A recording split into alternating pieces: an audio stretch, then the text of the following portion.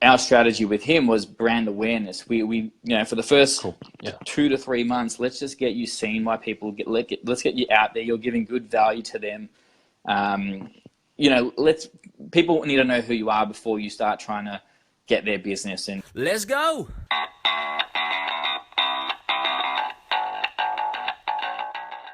Damien, hey man. I'm here.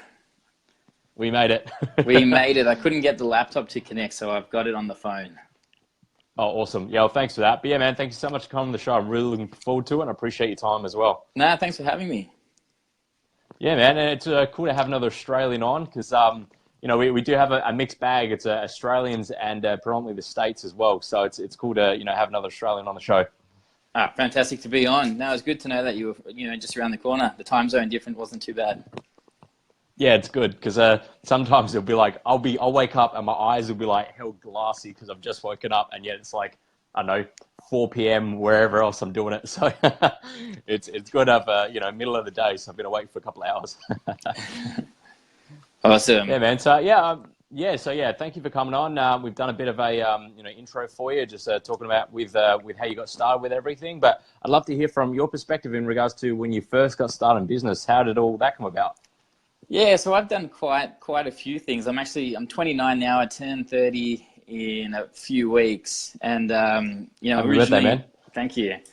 Originally, like most Australians, went to school, got told study hard, go to uni, graduate, get a job, and start working. And at the start, this is what I did. I went to school, went to uni, studied construction management for whatever reason at the time. That's what I did. Got a job in the industry, and very quickly learned that's not what I wanted to do. So, I stuck it out for about 12 months while I was trying to figure out what could I do. I don't want to be stuck in an office job. I don't want to be stuck, just dealing with paperwork and not really getting face to face with anyone. Meanwhile, now I'm on, Facebook ads. So I'm always on the computer and not necessarily face to face. It's funny how it goes like that. Yeah. So while I was working that job, I was, figuring out what to do, and I started, a sports supplements business. So I, did everything I needed to do before actually quitting. And then I quit my job, went and signed the lease, and I started a supplements business, not knowing anything about business, not knowing anything about sales or marketing. I didn't even know how to use the point of sales register. That's awesome. All I knew is I had a passion for fitness. I had a passion for supplements and healthy and being healthy and all of that. So at the start when I started selling things in the shop, I literally had posters all around the shop with what the supplements were, and I'd kind of be reading that to people when they would be asking me questions until I learned what I was actually doing. Yeah, love it. So did that for about 3 years. The ups and downs of a small business. Had an e-commerce store as well as a shop front. And it was probably one of the best things I did in terms of managing emotions, managing money. Sometimes it was really good, sometimes it was really bad. And in the end, built the business up to be quite successful, and sold it to an overseas investor, a Chinese investor. Yeah, so that was my first, business basically. Yeah, and that's probably the first time I started getting involved in Facebook ads and marketing back in 2013. So a lot has changed since then. So you're starting to teach yourself for the store to bring leads in? Pretty much, yeah. So, wasted a lot of money until I figured out how to make it work a little bit. Gotta love learning Facebook ads. Yeah. So that was good. And part of the reason that I got rid of the store was at that time, it wasn't really getting me what I wanted to. I felt kind of stuck with bricks and mortar store, and the online was doing okay, but when you're competing with brands with massive budgets and stuff like that, I could go two ways. Either all in and try to get an investor on board and stay with the business to market it, or sell it. And at that time, I decided to sell. And, I get what you mean. Like, we had Massive Joe on just the other day, so I know exactly what you mean about competing with, supplement stores. Exactly, and there's a lot around the world, but there's a lot of big names in Australia, and it's a booming industry still. Definitely, it's still growing, which is phenomenal. It really helps because I found, like, even 10 years ago, the whole 24-hour gym thing was still so fresh. I remember once I was driving with my friend on a Sunday, and it was like 2 p.m. on the Sunday. and we could not find a single gym that was open. We're like, oh, fuck this, like, go for a Yeah. run. And now it's grown so much that, the options are there for gyms, but for supplements and the education there as well. It's awesome. So it's a great thing. Yeah, it is. Yeah. So after I finished up and sold that, I had the travel bug. Basically, before I started my business, Nice. when I quit my construction job before starting the supplement stores, to do two things: one, start a business, or two, just go book a one-way ticket and travel around the world. So after having the business for 3 years, as soon as I sold it, I was like, "Yep, I'm going to take off. I'm going to travel." So I booked a trip. It wasn't a one-way ticket, but I think it was about 8 weeks or something like that. Cool. Just heaps of time. Yeah, first proper trip overseas, and just started to figure out what to do next because I had absolutely no idea. Reading lots of books and just working out, okay, what do I want to do? I like to get face-to-face with people. I like sales. I like marketing. Cool. So I tried a few different sales jobs, ended up in real estate and was a real estate agent for a bit. And that's when I kind of got back on track with Facebook. My boss at the time wanted me out on the streets, knocking on people's doors and doing cold calling and all the traditional prospecting ways that real estate agents work.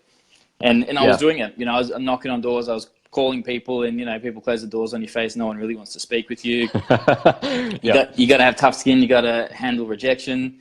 And I realized while I was out there listening to other podcasts actually, and why do I want to knock on these people's doors? Why do I want to call them? Because I want to build a relationship with them. I want to get face to face. What's one thing that all these people behind these doors have? They got a phone and they got Facebook.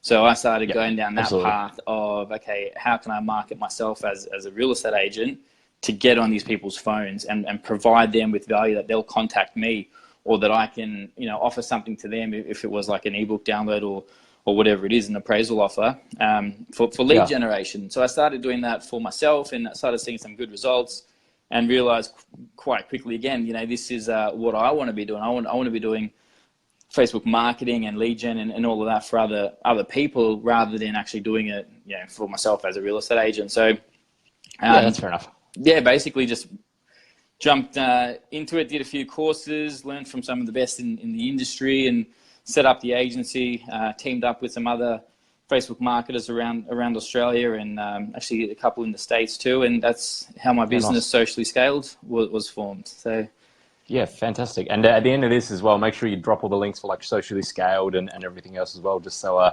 everyone get in contact with you so you can help them out as well. Yeah, for sure, definitely. But yeah, that's cool. And it's such an interesting transition where you just go all in, like thrown in the deep end for a brick and mortar store, which I guess, even 10 years ago in Australia is much more of a traditional business to have. Whereas now you do see a lot more online based businesses, which is cool, because then, day one, you got an internationally scaled business, which is great. Yeah, exactly. Everyone loves that. And that's cool. And then you got into Facebook ads. So everyone listening at home, Damien Browne is, if you've just tuned in now, basically he's a Facebook ad specialist. So once you jump on, say hello. We've had a few people jump on that said, hi, Amanda, Ben, Ernest, Jenna. So yeah, thank you everyone for tuning in. So there we go. So Ben's had a question. As an agent, do you find you got more leads from traditional door knocking or from Facebook marketing? That's a good question. Yeah, no, that's a good question. So I got it from everywhere. So in terms of, if you knock on enough doors, you're going to get a listing. If you cold call enough people, you're going to get a listing. And if you're doing Facebook marketing or any type of online marketing, you're going to get listings. So I was only an agent for, I think it was about 8 or 9 months. And I managed to get, I think, 5 or 6 listings during that time. And they came from all different forms of marketing or prospecting. I just saw it as, if I'm knocking on people's doors or if I'm calling people up, I'm only speaking to one person at a time. So that's fine. That does work. You will bring business that way. But why not have something in the background that's automated, that's speaking to thousands or hundreds of people every day, depending on the area you're trying to target. So in terms of, which got more leads, I would say the Facebook marketing would have got more leads, because makes sense. I'd be getting more ebook downloads per day or speaking with more people. But also, the traditional stuff was bringing in money too at the time. Yeah, nice. Yeah. So I guess for those at home that are tuning in that I guess maybe they're new to the industry, whether because you just said you do real estate, lead gen, mortgage broking, e-commerce, and fitness as well. Is that personal training or more Gyms. We got a few gyms. Yeah. gyms? Yeah, cool. All right. Yeah. Well, I guess for Damien, for those that are just starting out, just say they're new to Facebook ads, is there any advice you can offer everyone at home for maybe to get started or to start with lead gen or something like that? Yeah, definitely. So it depends on their business. It depends on what they want from it. So everything, Okay. I'd always say you got to have a strategy in Say place. mortgage broking, for instance, as an example. Okay, so mortgage broking. Again, if they're going to do it themselves, they've got to have a strategy in place. Too many people will just do Facebook for the sake of they think they should be doing it. So whether it's posting, they're just posting for the sake of posting. If they're running ads, they might be boosting posters. Some advice, don't boost posters. It's a waste of your money. Don't do it. Don't do it. Honestly, Yeah. I would say get an expert, and it's not because I'm an expert or anything like that, but it changes so quickly, and if you don't know what you're doing, you are going to waste money. But if you do know what you're doing, you can actually make a lot of money from it. I mean, it's an entire industry to learn, though. That's the thing. Like, having an expert to do it for you is exactly that. You've got someone that's learned an industry. Yeah, exactly yeah. right. And to look at it from a holistic point of view too. So it's not just, okay, we're going to run campaigns and get leads. We might get you 100 leads in a month, but if the other stuff hasn't been done, so in terms of if people don't know your business, there's no brand awareness there, you're not providing valuable content, you're not going to convert many of those. So there's no point in having leads if you're not going to convert them. So we'll always look at it on a more holistic point of view in terms of, okay, we're running the ads, but we're also doing really good content at the same time. We're trying to raise the profile of the mortgage broker or of the business and position them as an authority in their field. So we're doing it all at once, not just, okay, we're going to just start running ads and, I'll get you 100 leads, but you're not going to close any of them. Neither of us will be in business for long. Yep. Got to build that social presence and a few other things as well. Yeah, of course. And like we've got a broker we're working, a realtor actually we're working with in Boston. And he's new to the industry. He was a lawyer for 10 years. And, he came to us through our Instagram marketing probably about 3 or 4 months ago. And, he originally wanted lead gen. And I said, yeah, we can definitely get you leads, for your market. But are you going to convert them and actually get business from it? I don't know. I don't know what your sales skills are. I don't know what your follow-up is like. It's probably not the best way to go. So our strategy with him was brand awareness. We for the first 2 to 3 months, let's just get you seen by people. Let's get you out there. You're giving good value to them. People need to know who you are before you start trying to get their business and get lead gen. So we've implemented that for the last 2 or 3 months, and he's almost famous in Boston now. People come up to him on the streets, at waitresses and just random people will just say, oh, I've seen all your ads on Facebook. I've seen all your ads on Instagram, because we're using a lot of video marketing to provide content. Fantastic. And now because we've built such a big warm audience, we'll retarget those people with lead gen. So, ebook downloads or, buyers lists and all of that. Cool. That's awesome. Because, with the digital marketing now, like it really, for instance, using videos, like they're so much cheaper running Facebook ads for videos, and they're so much more effective now than it's just slapping up an image of someone, just some cheesy grin like, hey, come, I'll come help you sell your house or whatever. So, Facebook videos are fantastic, and personal branding now, and branding itself is such a big thing for 2018. So it's awesome that you've done that and just, building that guy's presence around Boston to then get everyone, as you said, they're now warm leads that you can retarget. Yeah, and like opportunities have come. He still hasn't listed a property to sell of his own, but he's had some of the best agents in Boston approach him and say, hey, we love what you're doing. Can you please market our property? So right now he's got a property, I think it's worth about 4 or 5 million. And he's standing on that with one of Boston's best agents. And he's, trying to bring buyers in for that. So like these opportunities wouldn't have come if he didn't do that brand awareness to begin with. Yeah, definitely. I mean, because Ben's asked here, do you find video marketing is more effective or one facet of the strategy? I mean, there's obviously going to be so many facets of a particular strategy. It's just not go all in on one thing, but video is going to be so important when running Facebook ads because it gets people to know you better. Like they know your face. They almost feel like they're getting to know you on a personal level just from seeing you so regularly. Would you agree there, Damien? Yeah, video is definitely a part of it, and it should be a big part of it, I think, especially, if you can get the courage and confidence to get on video, and if you don't have that, you've got to try and get it. I think moving forward, it's one of the cheaper strategies. Cost per clicks is going to be much more than video views, and people love to watch videos on Facebook, so definitely. They do, yeah, definitely. And that's why, like these days as well, Facebook's really pushing for it to be more of a video platform, and that's why at the moment they are making it cheaper for you to run video ads, because it is, starting to compete with YouTube, and they've already got channels starting to pop up now when you're scrolling down your mobile, and you can see all these different videos. So yeah, I think video is going to be a really fantastic way to bring in leads for your business, for sure. Definitely, yeah. So exposure, lead gen, everything, just to provide that value, and Facebook are taking on YouTube head on. I can't remember the actual stats of it, but they're definitely probably be winning in not so distant future. Yeah, well, I mean, they're big enough to compete, so yeah, it's there's no issues there. Scrolling up, Rob actually had a really good question. How often do you change your ad copy if you see no lead conversions? Every day, every week? Or now, I guess this would be a very generic question, Rob. In regards to with what industry are you referring? Because I imagine this would change quite significantly depending on the industry. If you agree with me there, Damien, or correct, yeah.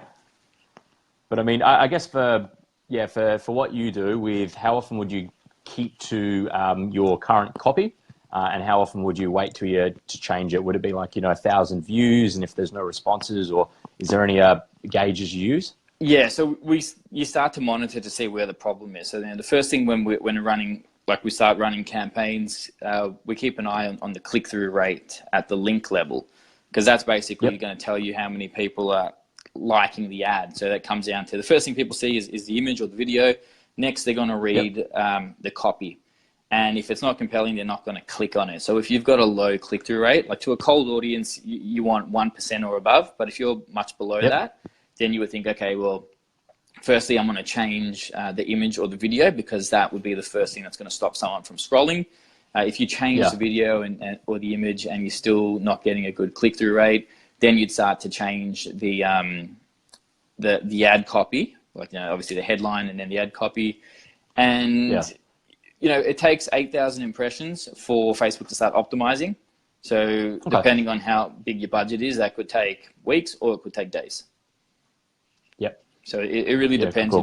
There's different strategies of just testing quickly with a higher budget to see what's working, so that you figure it out, or go a lower budget, but then it's going to take you a longer time to actually see if it's working or not.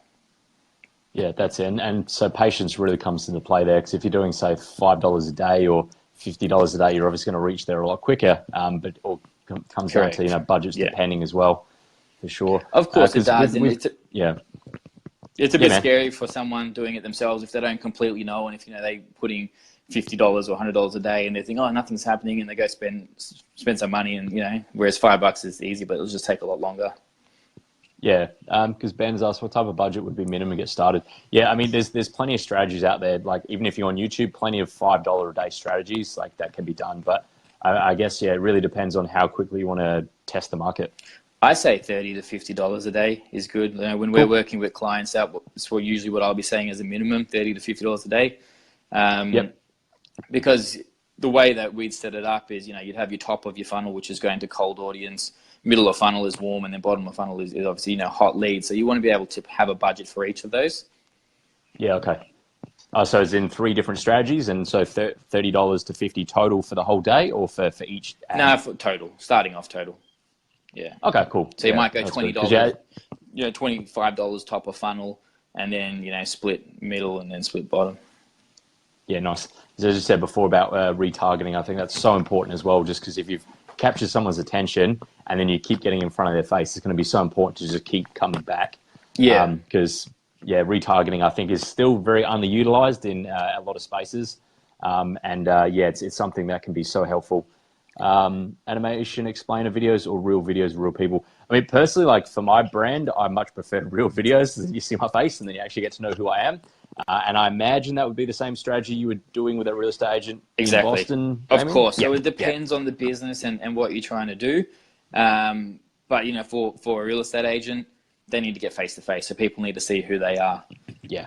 Yeah. Yeah, so maybe for businesses, if you've got you know, an online business as such, then yeah, I guess explainer videos would be good. I mean, you know, I've done those as well for certain businesses that were saying like web design and things like that, because it's not Ross McFarlane's making your website for you. It's I'm still doing it, but it's, you know, as a business as such. So I Yeah. guess it really comes down to the type of business. Yeah.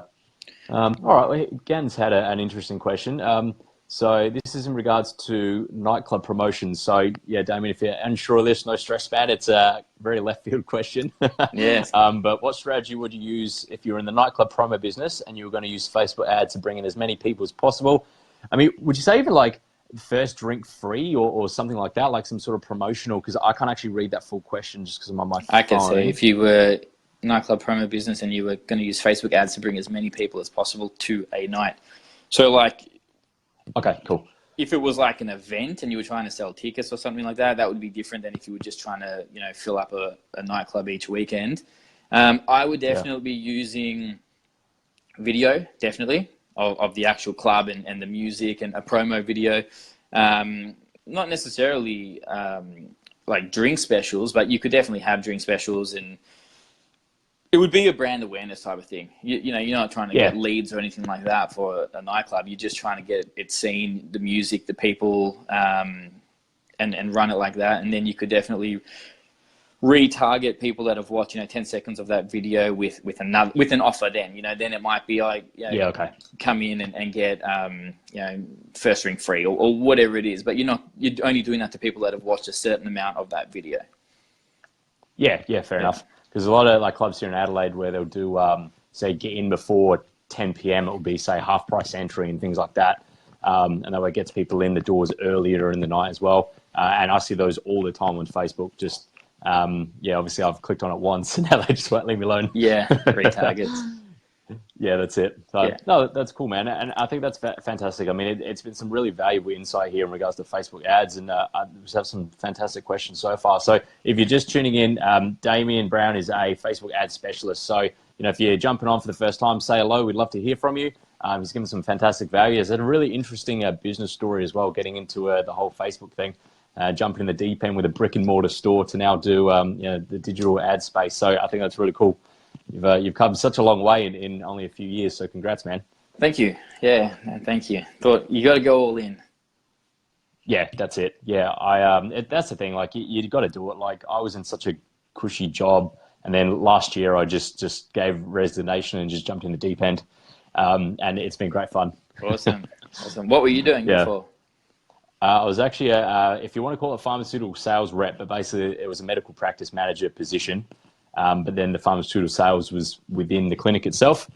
I was there managing the practice for about 5 years. Mm-hmm. Yeah, and it was a great position. It was just, yeah, I mean, so many people there, like when I did leave, they're like, yeah, look, at your age, because I'm 29, they're like, yeah, look, we were kind of on the same fence and we're either, you know, leave and do something else or stick around it. And now they're part of the furniture and they're still happy. Like it is a great position. So definitely no stress there. But I always wanted to have my own business. So it was just a case of, yeah, if I stayed, I would have just, no, it wouldn't have worked out.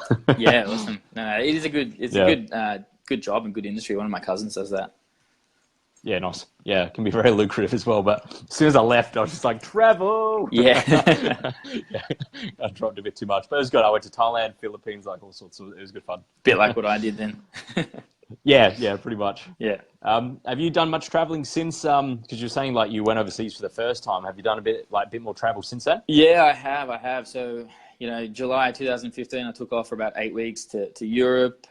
End of that year, I went to Argentina and Brazil. 6 months later, so mid-year 2016, I did USA, a bit of South America, and then Europe. And then I did Hawaii at the end of that year. And then last year, I went to Belgium, Amsterdam, Portugal. And I'm going to Hawaii like in a couple of months. So every 6 months, nice. I've been traveling since then.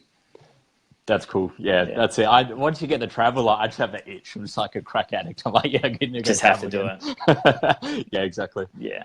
So Nikki's asked a question, which what do you think is the most effective ad budget for most businesses? Would you say coming back to before when we were talking about the $30 to $50 a day for a total strategy, or do you think it can really vary depending on the business? It's going to vary. It's going to vary on the business and, you know, is it a high ticket offer? Is it a low ticket offer? Is it e-commerce? What industry? It's really, you can't just say one's going to like just run $30 or just run $100. It really depends. It depends on the business. Yeah. It's tough though, but I wouldn't be saying $5 or $10. I don't think that's going to really be doing much. Yeah, that's fair enough. It's just from a lot of YouTuber videos I've seen, they say you can start off there, but obviously they recommend to do like $50 a day. It's just for those that may just be starting out and not have much of a budget. But if you're going to expert, then you definitely need a bit of cash in hand. Yeah, for sure, because that's when you're going to get the best results. How big's the audience size too? If it's a small audience size, you can go with a small budget. But if it's a massive audience size, good point. Then you need a bigger budget to get to them and to start optimizing. Yeah, that makes sense. And how long do you think it usually starts to take before you start to see, say, results from whether it is, say, real estate or mortgage broking? Just, or is there no real set time depending on budgets and so many different variables? It depends. We know what works. So if we launch something, we get leads straight away, literally straight away. And it also depends if we're running it from one of our ad accounts that we've got a lot of data on that pixel, like almost as soon as we launch, we start getting leads. But if we're running that exact same thing for a broker on their ad account with a fresh ads ad account, fresh pixel, no data, it's going to take longer to optimize because Facebook doesn't know who to show those ads to. And then when it does start getting leads, usually the leads are kind of crap quality to begin with because Facebook hasn't figured out who to send it to.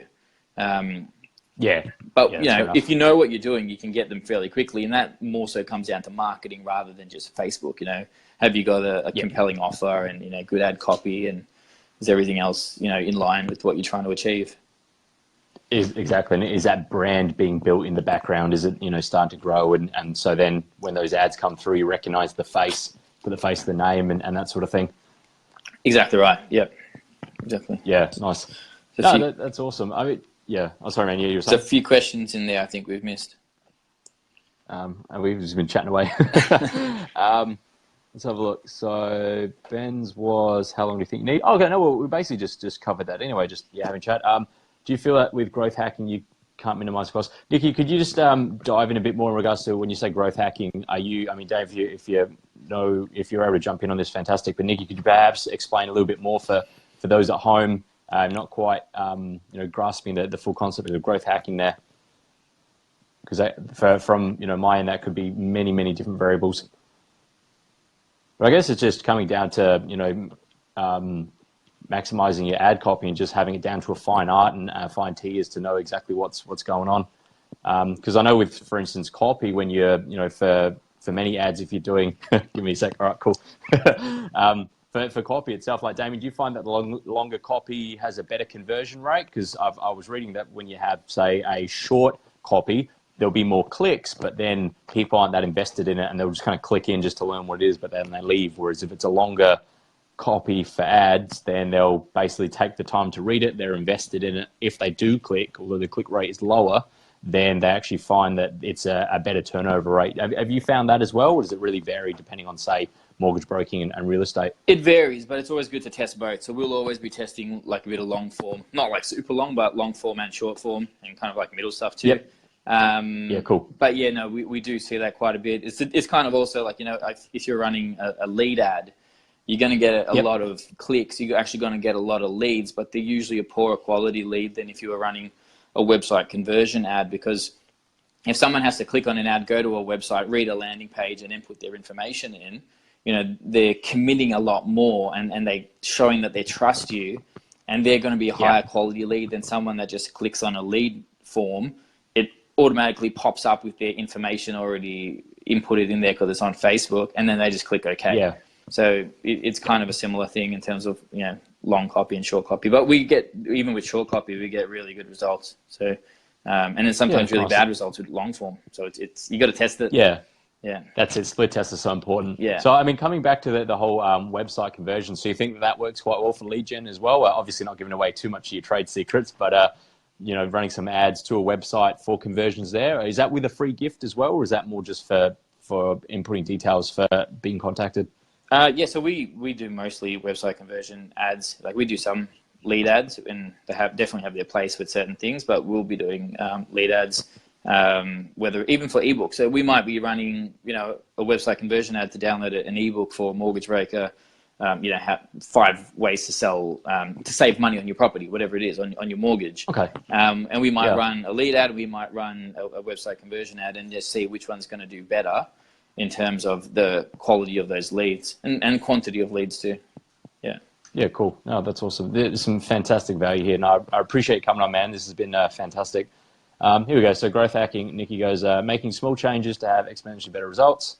So kind of just tweaking what you're doing. Yeah, definitely. I think so. Definitely, growth hacking can bring down the cost of your marketing with Facebook, with Instagram, and even with LinkedIn. LinkedIn is something we're starting to look at this year, and I've been reading a lot about growth hacking my profile and business profile and all of that. So when we do start running ads, we're going to be optimized for to get the best results.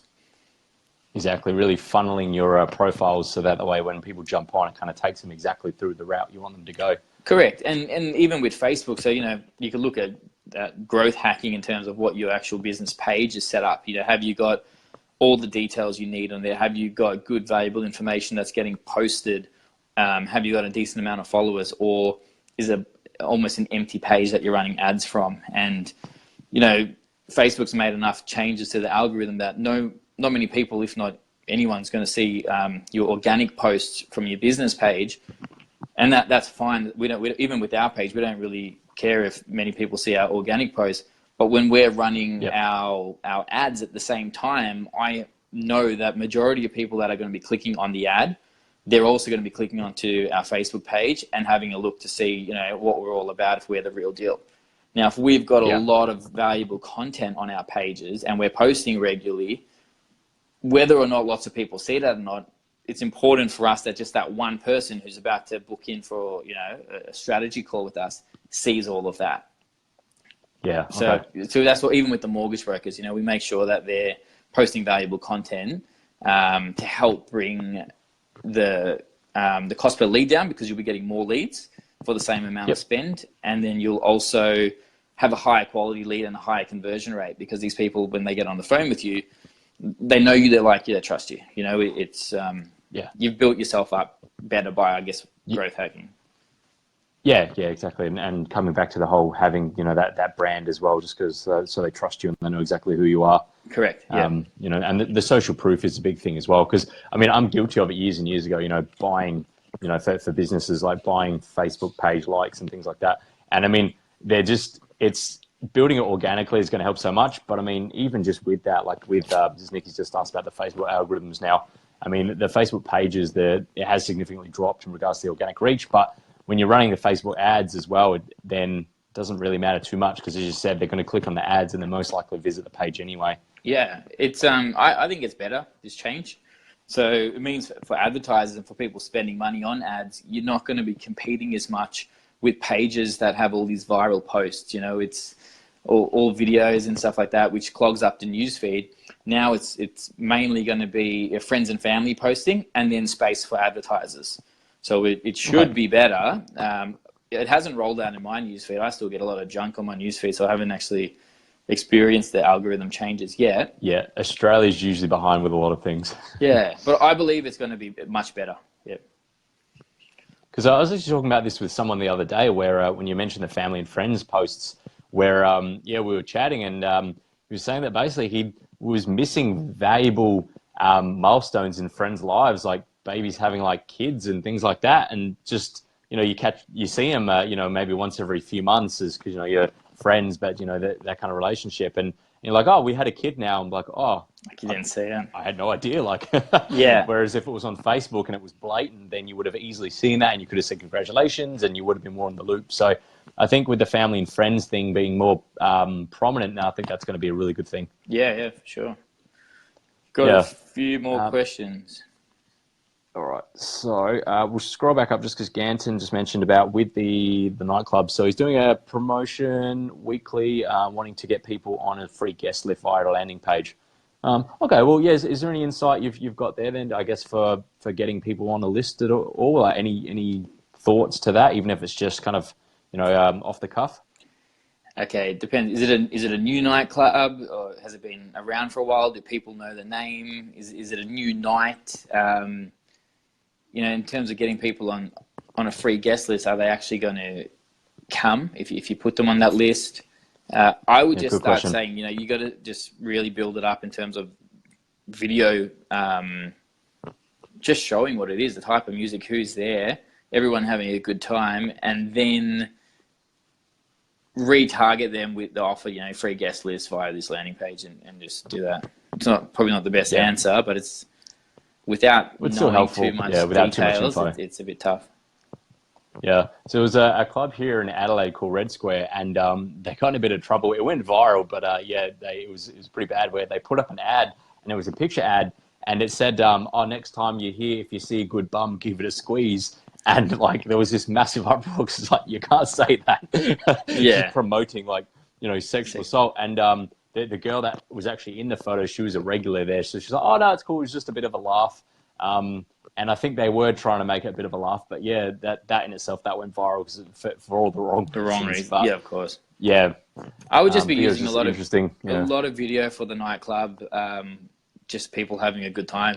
Build it up that people want to go there, because even if you do get them on that guest list, you still want them to actually turn up, not just be on that list and no one comes. yeah, exactly. Because then the guest list is full, but then everyone else that wants to show up, then if you've already filled that up, then they got to wait in the second line, and no one likes waiting in the second line. Yeah, I get free guest list is always going to be good. Free drink card is going to be good. Things like that, to get people in, and then once they're in there, you can try and keep them coming back. Yeah, exactly. All right, mate. Well, I mean, Lloyd had a question here, and then I think we'll wrap this up soon, so we don't take up too much of your time. So I imagine you're a pretty busy man. Yeah, cool. Actually, Lloyd, I know Lloyd. Oh, He cool. was doing SEO for my business when I had the supplements business. Oh, fantastic. Yes, Yeah, small world. it is. Yeah, that's cool. Well, yeah, he had a great question about what tools do you recommend to improve performance on your Facebook campaigns? What tools?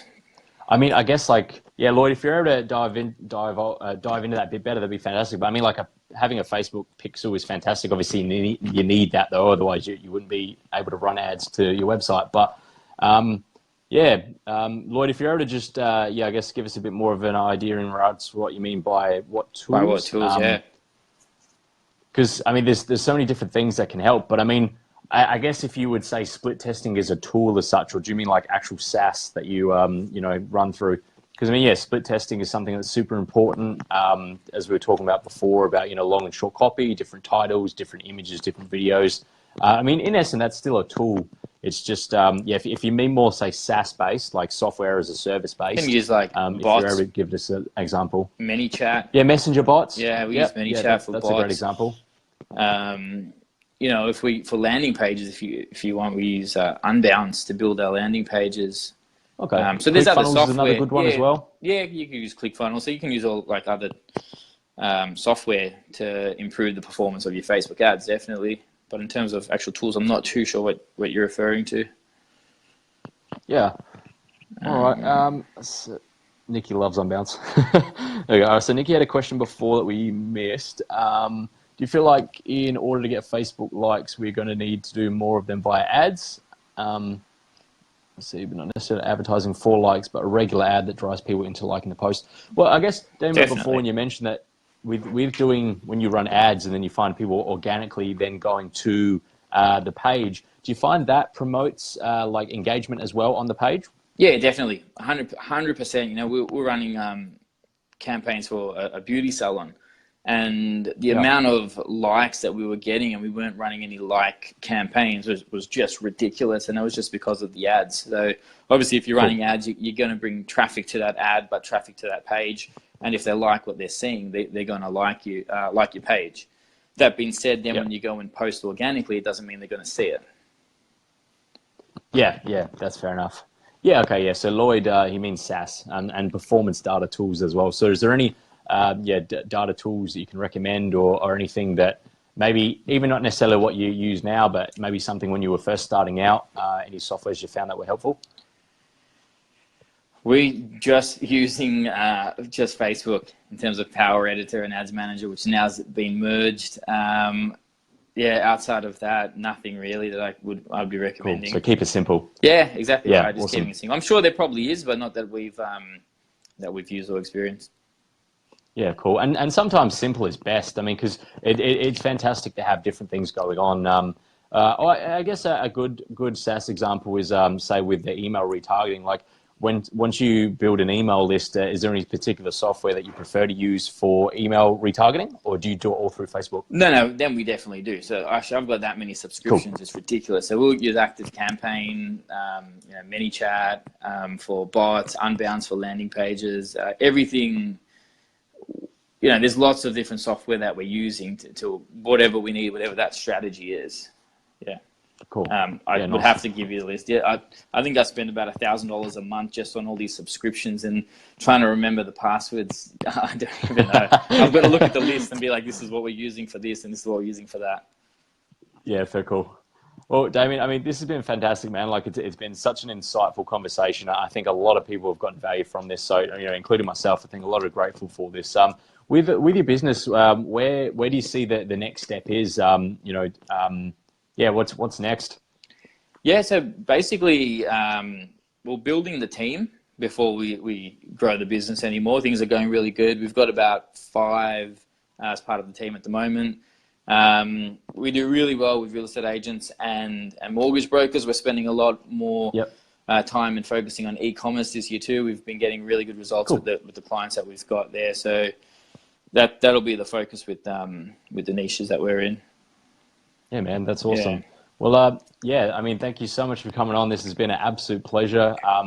It's a lot of value information there. So once we wrap this up, I'll strip this. I'll put this on iTunes as well, awesome. Just so that way everyone can hear about your business as well. So, I mean, last question for you, for everyone at home, how do they get in contact with you so that way you can help them with their businesses?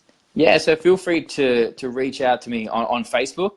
My business is called Socially Scaled, so you can just search for that or email me, Damien, Damien, at sociallyscaled.com. So if you've got any questions or anything like that, feel free to reach out. I'm happy to answer those or point you in the direction to help out. Yeah, awesome. Oh, Damien Browne, everybody. So, man, thank you again. This has been an absolute pleasure. Thank you so much for coming on the show. I really appreciate it. Thanks for having me. It's been great. Yeah, man, absolutely. So, I'd love to keep in touch as well, just hear how things are going, because I think you've got a really interesting story and things sound like they're going really well for you. So, yeah, man, we'll definitely have to keep in touch just to see how things are all coming along. Definitely. I'll keep watching these. Cool, man. Cool. Thanks, Damien, and thanks everyone for watching.